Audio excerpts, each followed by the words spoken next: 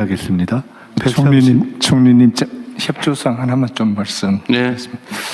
저 설이나 추석이 되면은 고속도로 통행료 감면이 늘 이제 떠오릅니다. 국토교통부 소관이고 도로공사 소관인데요. 현재 본부에서 하고 있는 국가 상위 유공자 1급에서 5급은 전면 면제가 됩니다.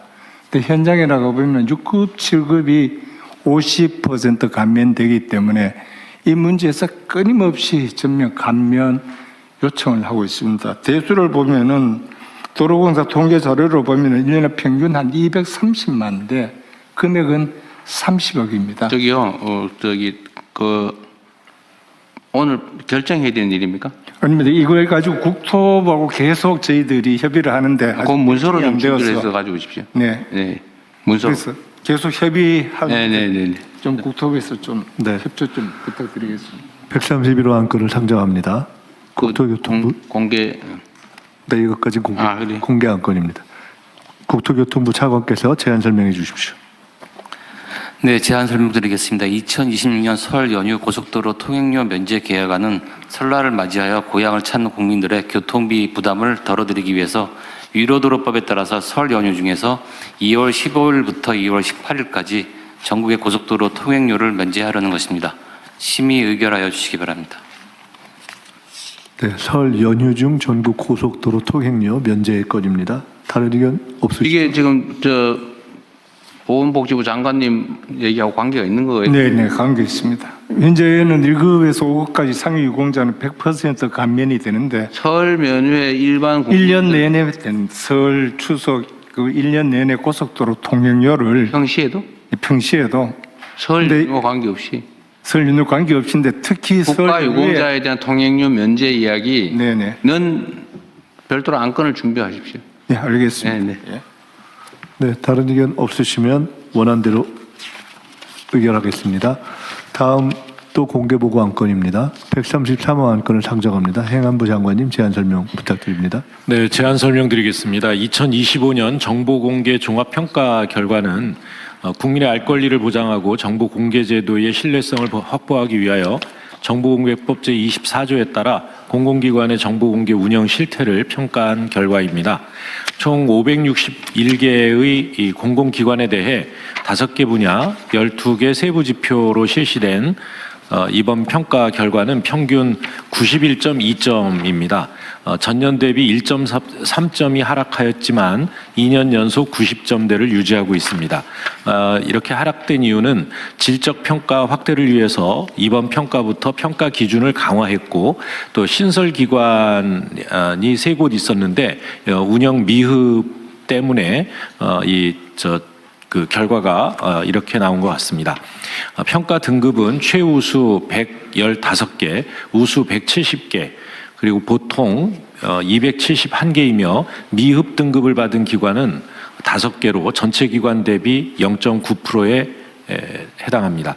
기관 운영별로는 준정부 기관이 그리고 평가 분야별로는 정보공개 청구 처리 분야가 가장 높은 수준으로 평가되었습니다. 이런 결과를 토대로 우수 기관에는 정부 표창을 수여하고 미흡 기관에는 운영 실태 개선 권고와 맞춤형 이 컨설팅을 실시할 예정입니다. 우리 정부는 투명성 및 책임성 강화를 통한 국민의 신뢰 확보를 핵심 국정 방향으로 삼고 있습니다.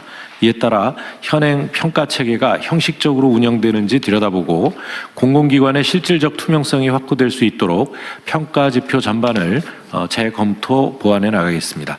심의 접수하여 주시기 바랍니다. 모두 국기를 향해 주시기 바랍니다. 국기에 대하여 경례.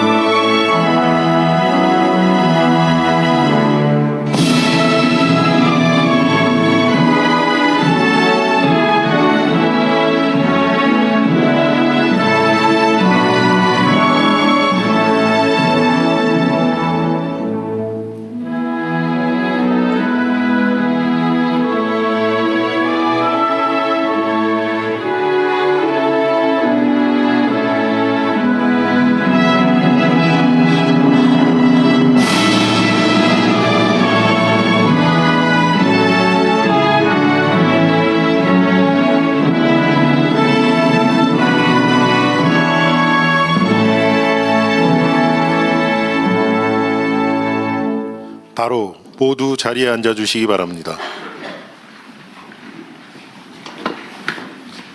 제5회 국무회의입니다. 대통령께서 개회 선언과 함께 모두 말씀을 하시겠습니다.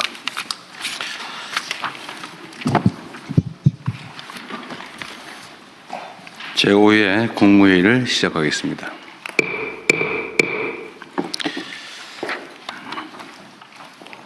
이번 주말부터 설 명절이 시작됩니다.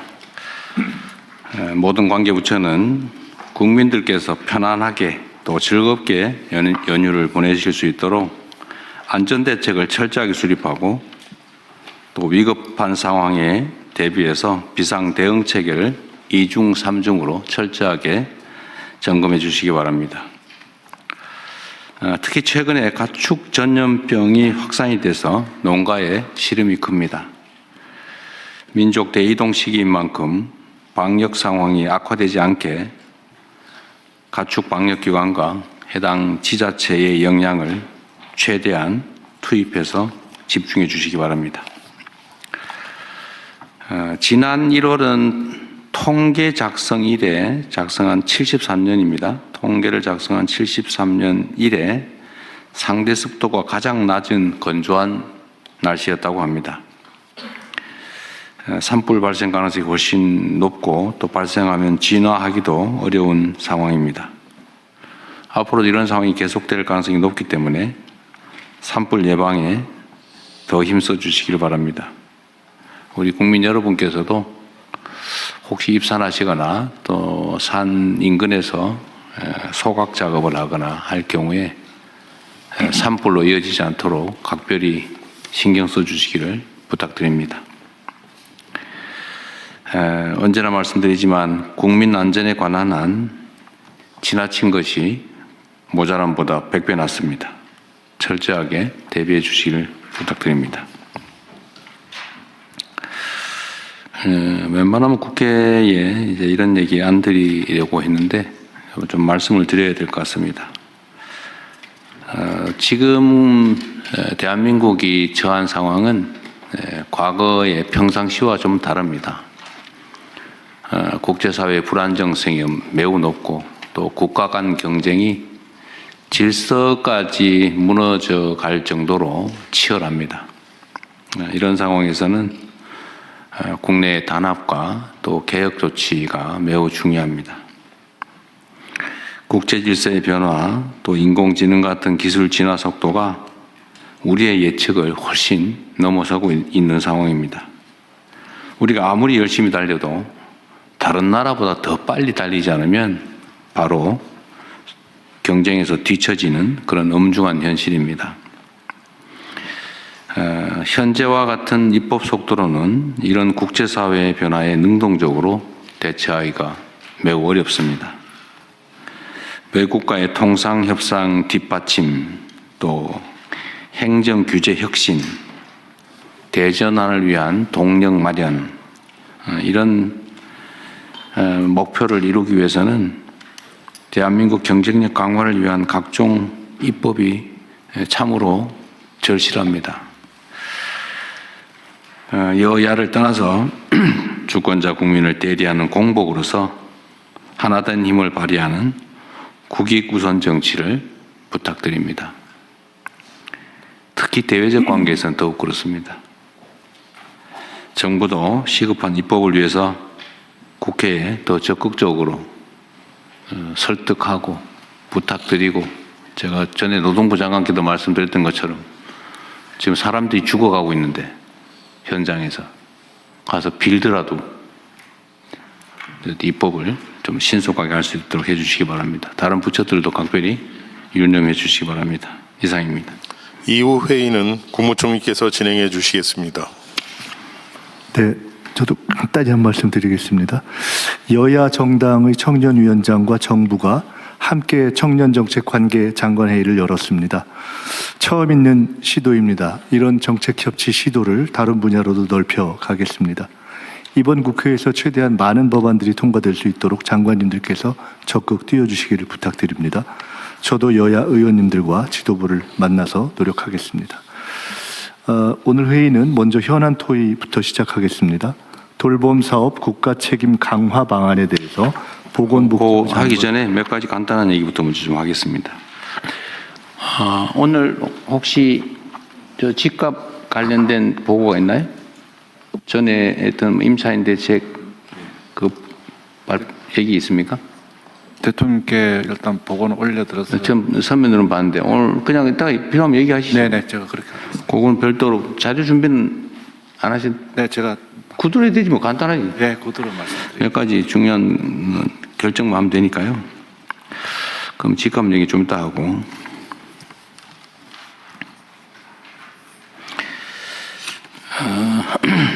이 민주주의라고 하는 게 말씀드렸던 것처럼 국가 간 경쟁에서 매우 중요한 요소가 된 것 같습니다. 국가 구성원들의 역량을 최대한 발휘하게 하는 것은 자율성과 민주성이죠. 민주적 역량에 따라서 국가 경쟁력이 결판나는 시대가 온 것 같습니다.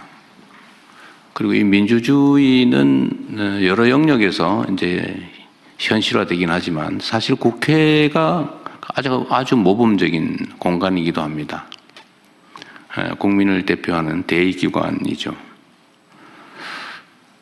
그래서 국회에서 이루어지는 모든 일들은 매우 중요한 의미가 있습니다. 그리고 민주주의에서는 팩트가 중요하죠. 예를 들면 사람은 주어진 정보에 따라 판단하는 존재인데 가짜 정보가 주어지면 제대로 된 판단을 하기 어렵고 그게 결국은 주권자들의 주권 행사에 왜곡을 가져옵니다. 그래서 민주주의에서는 팩트가 중요해요. 그래서 물론 언론도 그런 측면에서 존중받죠. 정론직필하는 게 언론의 본질적 기능이고 그게 민주주의 발전에 크게 기여하기 때문에 어떤 제4부라고 입법행정사법에 의한 제4부라고 평가되기도 합니다. 인정받고 보호받고 또 그 점에 따른 혜택을 누리죠. 물론 그만큼의 책임도 져야 될 겁니다. 그런데 제가 뭐 얘기를 길게 하는 이유는 이 국회에서 의사결정을 할 때 진실이 무엇이냐, 팩트가 뭐냐를 발굴하기 위한 각종 행위를 합니다. 예를 들면 뭐 청문회든 국정조사든 뭐 이런 활동을 하죠. 그런데 이게 최근에 제가 보니까 국회의 권위가 훼손될 만큼 명백한 거짓말을 하거나 아니 뭐 이유도 없이 출석을 안 해서 국회의 권위를 무시하거나 이런 게 너무 많은데 이거는 그게 뭐 여에 유리하든 야에 유리하든 그건 중요하지 않습니다. 국가의 핵심 기구로서의 헌정 질서를 구성하는 핵심 기구로서의 국회의 권위에 관한 문제죠. 국회 위증 고발 사건들이 너무 적체되고 있는 것 같은데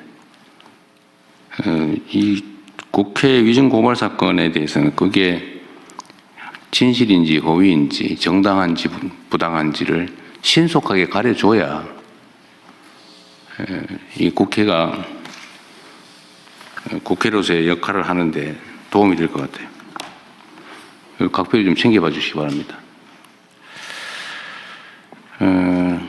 그리고 이거는 뭐 별건 아닌데 제가 국무회의 방에 제가 올려놨던 건데 보통교부세 산정 얘기 있잖아요. 행안부 장관께서 검토하셨어요? 예. 제가 저 답변을 올려드렸는데 그래? 예. 아직은 내가 못 본 것 같은데. 네네. 하여튼 이것도 이제 우리 국민 여러분께서 관심을 가질 만한 사안이라서 간단하게 말씀을 드리면 이제 정부가 이제 세입부 국세 세입으로 들어온 것 중에 21몇 %인가요? 네, 19.24%. 19.24%를 떼 가지고 지방 정부에 이렇게 나눠주는데 이거 보통 교부세라고 하죠. 이걸 어떤 기준에 따라서 어느 지방 정부에 얼마를 줄 거냐를 정리하는 기준이 있죠. 네, 그렇습니다. 근데 그게 너무 복잡해가지고 알기가 어렵다. 결국은 복잡하다 보니까 자의라고 하는 게 마음대로 하는 그런 요소가 개입할 수가 있다. 그러니까 공정하지 못하다, 의심받는다. 그러니까 차라리 이걸 앞으로는 기준을 정확하게 입력을 해가지고 네. 기계에 맡겨라. 뭐 그런 주장이 있는 거예요. 네네. 뭐 일면 타당성이 있어서 공무원도 그 계산하려면 머리 아플 거고, 뭐 그게 권력이기도 하지만 이걸 자동화하는 게 어떻겠냐 그 말이었어요. 좀 어땠어요 검토 결과는? 예, 제가 검토한 결과 이제 문제 제기한 만큼 그렇게 불투명한 것은 아닙니다만 이제 방식이 좀 복잡하다 보니까 그리고 이제 결과만 공개가 되다 보니까 그런 의심을 그렇죠. 과정과 기준이 공개가 안 되고 있죠. 예, 그래서 그 시스템을 개선해서 미리 이 자신이 자기 지방 정부가 어느 정도의 교부세를 받을 수 있는지 미리 산정해 볼 수 있을 정도로 기준을 공개하고 그걸 엄정하게 직접 계산해 볼 수 그대로. 있고 그렇게 하면 될 것 같아요. 자기한테 온 게 정확하게 계산됐는지도 확인해 볼 수 있게 그렇게 시스템을 개선해 나가. 그렇게 해도 문제 없는 거죠. 예, 그렇습니다. 객관적 기준에 의한 거니까. 객관적 기준으로 해오고 있는데 이제 그러니까 공개가 안 되는 계산 과정이 있다 보니까 그런. 뭐든지 이 공개를 안 하니까 의심을 사는 거죠. 네네, 그렇습니다. 행정은 공개가 원칙이니까 예. 투명하게 공개하시고 가능하면 이제 그 주관적 평가 요소가 그건 없죠. 없습니다. 다 객관적 예. 요소죠. 네네. 그러면은 뭐 아예 기준도 공표하고 자동화해도 되겠네요. 네네. 예, 그렇게 하십시오. 예. 이걸 수십 년 동안 이 지적을 했는데도 지금까지 안 고쳐지고 있었던 것 같습니다. 예. 이거 계산하려면 머리 아픈데 그 직원들 그거 하지 말고 딴 거 하라고 그러세요. 계산도 사실 컴퓨터로 하고 있는데요. 하고 있어요.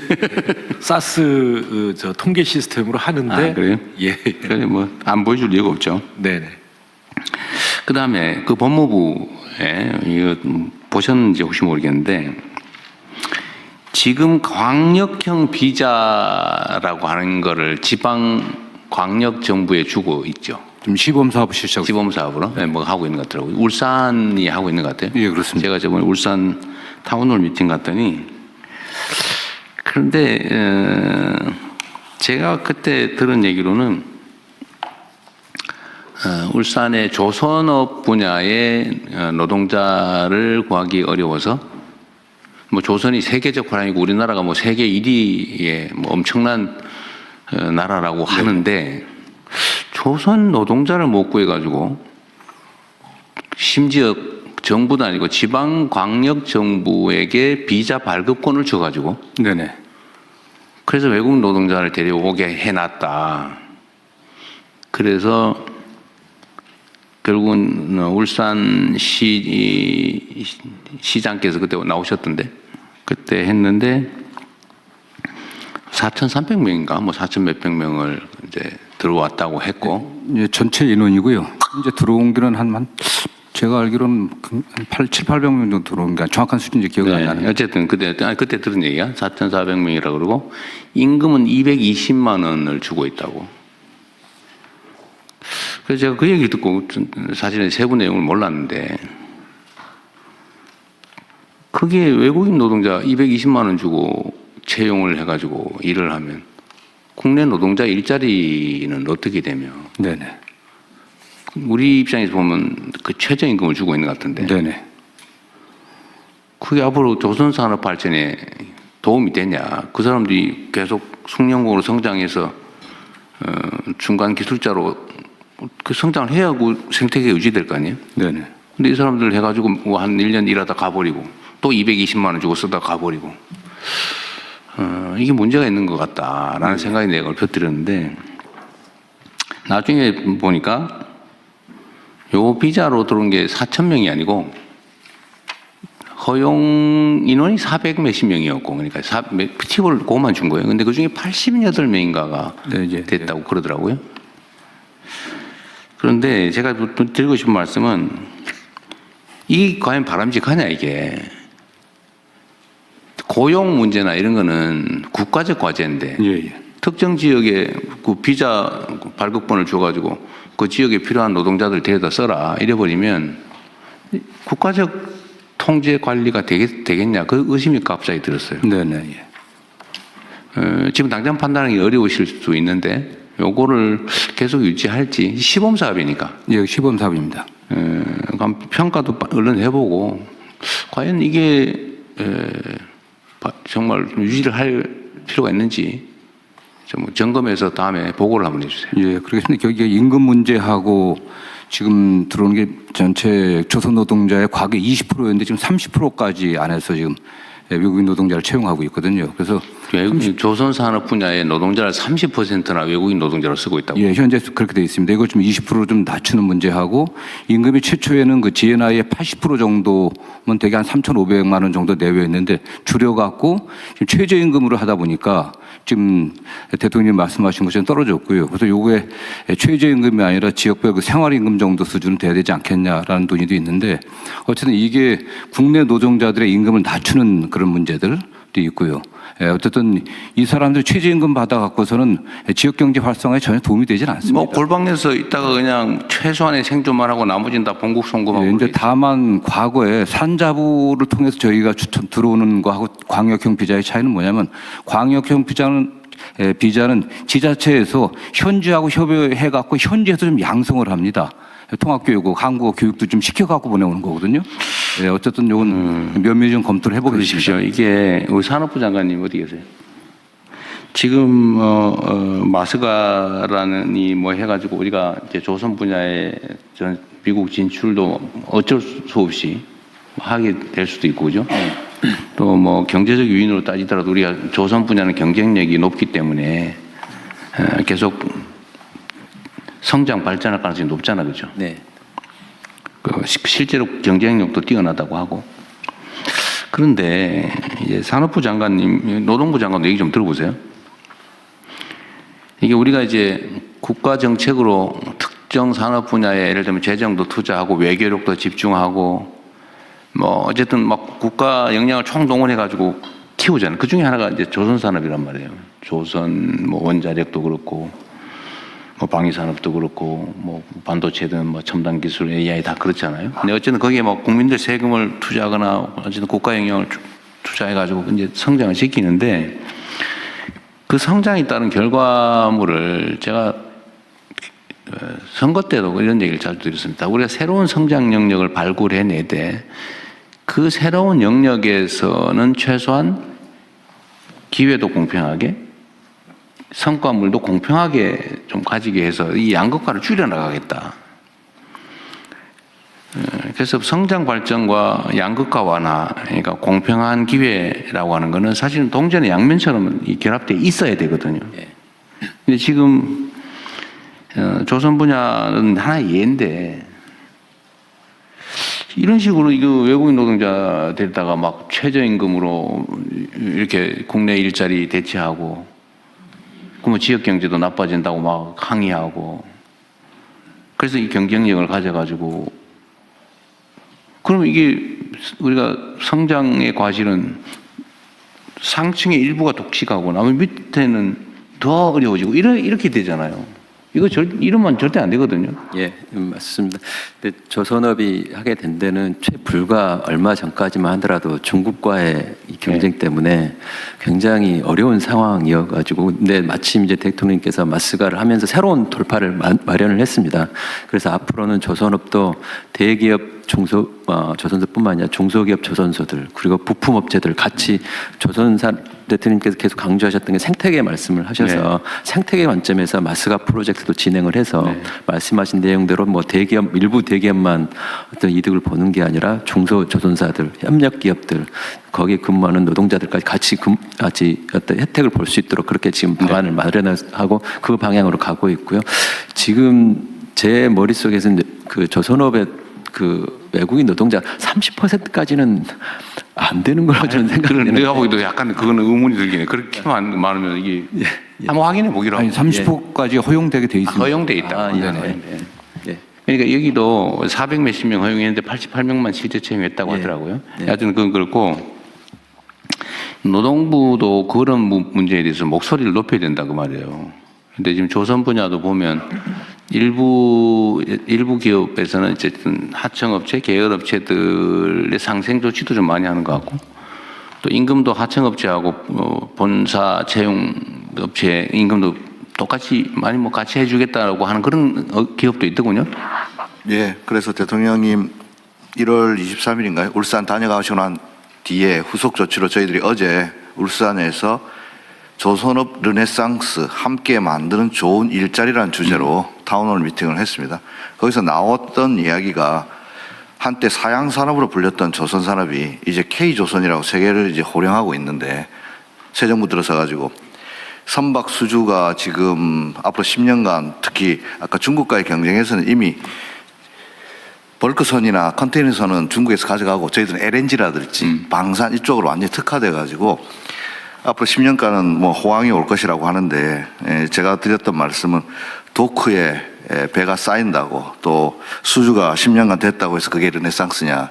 결국 정부가 앞장서서 이 새로운 시장을 개척했다면 그 효과는 지역으로 또 좋은 일자리로 환류되어야만 그것이야말로 진짜 호황이라고 이야기할 수 있을 것인데 지금 벌어지는 일들은 수주는 많이 되었는데 결국 AI와 외국인 노동자에게만 의존해가지고는 조선산업의 미래가 없다. 이런 것으로 어제 많은 토론을 했습니다. 그래서 결과적으로 거기서 제일 많이 나왔던 이야기가 결국 청년들이 선호하는 매력적인 일자리로 조선업을 발전시켜야 되는데 그러려면은 원화청 간의 격차를 없애야 되고 또 외국인 노동자 같은 경우도 꼭 필요한 분야가 있습니다. 근데 지금 대통령께서 지적하셨던 내용은 원청까지 지금 외국인 노동자를 고용한다. 이거는 진짜 안 된다라는 이야기라서 앞으로 법무부하고도 잘 협의해가지고 E7, E9 이렇게 구분되어 있는데 E9은 노동부가 주관하고 있고 E7은 법무부가 주관하고 있는데 외국인 노동력에 대해서는 좀 통합적으로 관리할 수 있는 방안 고민하겠습니다. 어쨌든 다른 부처들도 다 마찬가지인데 우리 사회의 가장 심각한 문제는 양극화잖아요. 이 우리가 가진 자원이라고 하는 게 한정적인데 이거를 한쪽에서는 감당하지 못할 만큼 많이 가져가 썩고 있고 한쪽에는 없어서 기회를 아예 누리지도 못하고 방치되고 이러면 그 사회가 가진 자원 기회가 효율적으로 제대로 다 못 쓰여지니까 당연히 저성장할 수밖에 없잖아요. 그럼 이 공평하게 기회를 나눠 갖는 게 우리가 뭐 사회주의 하자는 건 아니지만 상식적으로 제도적으로 가능한 범위 내에서는 그렇게 만들어야 되잖아요. 그래서 기업이 발전하고 산업이 발전하면 거기에 종사하는 사람들도 동시에 또 중소기업도 동시에 혜택도 누리고 기회를 누려야 이게 활발하게 생태계가 만들어지잖아요. 그리고 지금은 전 세계적인 경향인데 이 수평적인 생태계가 아닌 수직적인 조직 구조로는 경쟁이 안 됩니다. 잠깐은 효율적일지 몰라도 길게 보면 창의성 부족으로 자발성과 창의성이 부족해서 경쟁에서 이길 수가 없어요. 지금 증명되고 있잖아요. 그래서 조선 분야뿐만 아니라 뭐 다른 분야도 다 마찬가지죠. 근데 특히 조선 분야가 이게 사이클이 호황 불황이 워낙 크다 보니까 이 고용 안정성 문제도 관련이 있어요. 그러니까 이게 한번 고용을 하면 그냥 불황기에도 그냥 끌어안고 있어야 된다고 하니까 아예 안 쓰려고 그러고 다 비정규직하고 하청 주고 하청업체도 이 불황 때문에 어떡하냐 그래 또 하청 주고 그래가지고 무슨 물량팀인가 뭐 이런 거 있죠. 물량팀. 그러니까 이게 있을 때만 도급하는 이게 비정상 구조가 만들어져 있는데 이 노동자들 입장에서도 고용 안정성도 중요한데 전체적인 일자리의 질을 높이려면 사실은 고용 유연성에 대한 일종의 뭐 양보라면 좀 그렇고 거기에 대해서도 좀 뭔가 대안을 만들어내야 됩니다. 이게 지키겠다고 버티지만 사실은 점점 줄어들고 그러니까 아예 신규 고용은 다 그냥 하청 주거나 비정규로 하거나 이래버리잖아요. 그러니까 이것도 언젠가는 사회적 대화를 통해서 대타협을 해야 되는데 지금 당장은 어렵긴 하지만 그래도 방향은 그렇게 잡고 가야 된다. 네, 그래서 저희들이 어제 결론 아닌 결론으로는 조선업 르네상스를 정말로 실현하기 위해서는 노사정 또 지역 상공인 포함해가지고 사회적 대화를 통해서 정말로 어떻게 우리 조선 산업을 일으켜낼 것인가. 대통령 말씀처럼 기업의 산업부 장관 말씀처럼 기업의 어려움은 지금은 호황이라고 하지만은 또 언제 이 수주 산업이기 때문에 또 급락할지 모른다는 두려움이 있는데 그래서 제가 그렇게 말씀드렸습니다. 우리 부산, 울산, 동구 등 거제든 우리 중공업, 우리 조선소라고 말할 수 있도록 평상시에 호황일 때 우리가 지역 경제에 기여했고 좋은 일자리를 만들었다고 하면 불황이 오더라도 아마 노동자들도 상인들도 우리 조선소 살리자고 나설 것이다.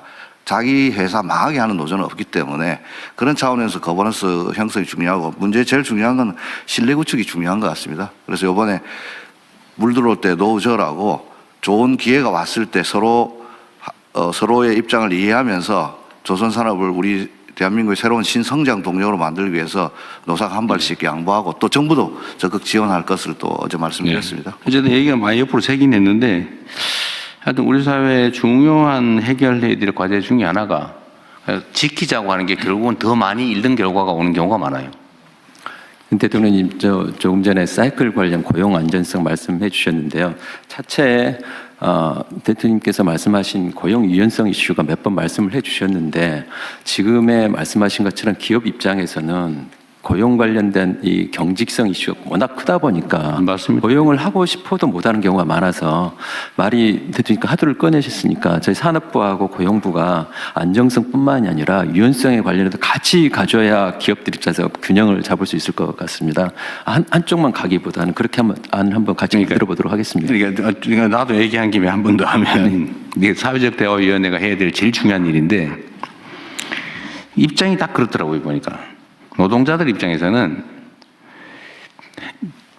정규직 자리를 가진 사람 입장에서는 해고되면 죽음이다. 나가면 너무 춥다. 얼어 죽는다. 이 소위 사회 안전망이 너무 취약하고 다시 재취업 가능성도 없고 정규직과 비정규직 격차가 너무 크다 보니까 절벽 위에 서 있는 그런 느낌인 거죠. 악착같이 지키는데 물론 그 사람들은 지키겠죠.